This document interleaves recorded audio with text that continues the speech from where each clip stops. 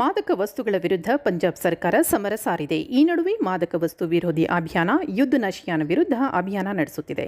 ಆದರೆ lady constable Amandeep Kaur 17.71 gram heroin ಸಾಗಾಟ ಮಾಡುವಾಗ ಪೊಲೀಸರಿಗೆ ಸಿಕ್ಕಿಬಿದ್ದಿದ್ದಾಳೆ. ಈಕೆ ಆಸ್ತಿ ಕೇಳಿ ಪೊಲೀಸರೇ ದಂಗಾಗಿದ್ದಾರೆ. ಆಕೆ ಆಸ್ತಿ ಮತ್ತು ಮಾದಕ ವಸ್ತುಗಳ ಸಾಗಣೆ ಕುರಿತ ಸಂಪರ್ಕಗಳ ಕುರಿತು ಹೆಚ್ಚಿನ ತನಿಖೆಗಳು ನಡೆಯುತ್ತಿವೆ. ಬಠಿಂಡಾದಲ್ಲಿ ಈ ಘಟನೆ ನಡೆದಿದ್ದು ಮಹಿಳಾ ಕಾನ್ಸ್ಟೇಬಲ್ ಅನ್ನು ಪಂಜಾಬ್ ಪೊಲೀಸರು ವಜಾಗೊಳಿಸಿದ್ದಾರೆ.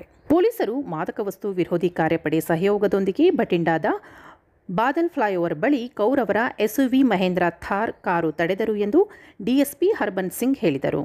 ಸುಳಿವಿನ ಮೇರೆಗೆ ಪೊಲೀಸರು ವಾಹನವನ್ನು ಶೋಧ ನಡೆಸಿದಾಗ ಕಾರಿನ ಗೇರ್ ಶಿಫ್ಟ್ಗೆ ಜೋಡಿಸಲಾದ ಪಟ್ಟಿಯೊಳಗೆ ಹೆರಾಯಿನ್ ಅಡಗಿಟ್ಟಿಸಿರುವುದು ಪತ್ತೆಯಾಗಿದೆ. ಕಾನ್ಸ್ಟೇಬಲ್ ಅನ್ನು ತಕ್ಷಣವೇ ಬಂಧಿಸಲಾಯಿತು. ಆಕೆಯ ಕಾರು ವಶಪಡಿಸಿಕೊಳ್ಳಲಾಯಿತು ಎಂದು ತಿಳಿಸಿದ್ದಾರೆ. ಮಾದಕ ವಸ್ತು ಸಂಬಂಧಿತ ಅಪರಾಧಗಳಲ್ಲಿ ಭಾಗಿಯಾಗಿರುವ ಯಾವುದೇ ಸಿಬ್ಬಂದಿಯನ್ನು ತೆಗೆದುಹಾಕಲು ಕಟ್ಟುನಿಟ್ಟಾದ ರಾಜ್ಯ ನಿರ್ದೇಶನಗಳಿಗೆ ಅನುಸಾರವಾಗಿ ಕೌರನನ್ನು ವಜಾಗೊಳಿಸಲಾಗಿದೆ ಎಂದು police inspector general Sukhchain Singh Gill ದೃಢಪಡಿಸಿದರು. ಮಾದಕ ವಸ್ತು ಕಳ್ಳಸಾಗಣೆಯಲ್ಲಿ ಭಾಗಿಯಾಗಿರುವ ಯಾವುದೇ ಉದ್ಯೋಗಿಯನ್ನು ಬಿಡಲ್ಲ ಎಂದು ಮುಖ್ಯಮಂತ್ರಿ ಭಗವಂತ್ ಮಾನ್ ಕಟ್ಟುನಿಟ್ಟಿನ ಆದೇಶಗಳನ್ನು ನೀಡಿದ್ದಾರೆ. ತಕ್ಷಣ ಕ್ರಮ ಕೈಗೊಳ್ಳುವಂತೆ ಮಾನ್ಸಾದ ಎಸ್ಎಸ್ಪಿಗೆ ಸೂಚಿಸಲಾಯಿತು ಎಂದು ಸಂವಿಧಾನದ 311ನೇ ವಿಧಿಯ ಅಡಿಯಲ್ಲಿ ಕಾನ್ಸ್ಟೇಬಲ್ ಅಮನ್ದೀಪ್ ಕೌರ್ ಅವರನ್ನು ಸೇವೆಯಿಂದ ವಜಾಗೊಳಿಸಲಾಯಿತು ಎಂದು ಐಜಿ ಗಿಲ್ ಹೇಳಿದರು.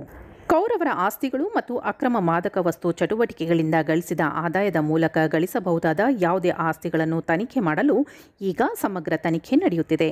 ಕೌರ್ ಆಡಿ 2 ಇನೋವಾ ಕಾರುಗಳು, ಬುಲೆಟ್ ಮೋಟಾರ್ ಸೈಕಲ್ ಮತ್ತು 2 ಕೋಟಿ ರೂಪಾಯಿ ಮೌಲ್ಯದ ಮನೆ ಸೇರಿದಂತೆ ಬಹು ಐಷಾರಾಮಿ ವಸ್ತುಗಳನ್ನು ಹೊಂದಿದ್ದಾರೆ ಎಂದು ಮೂಲಗಳು ಬಹಿರಂಗಪಡಿಸಿವೆ.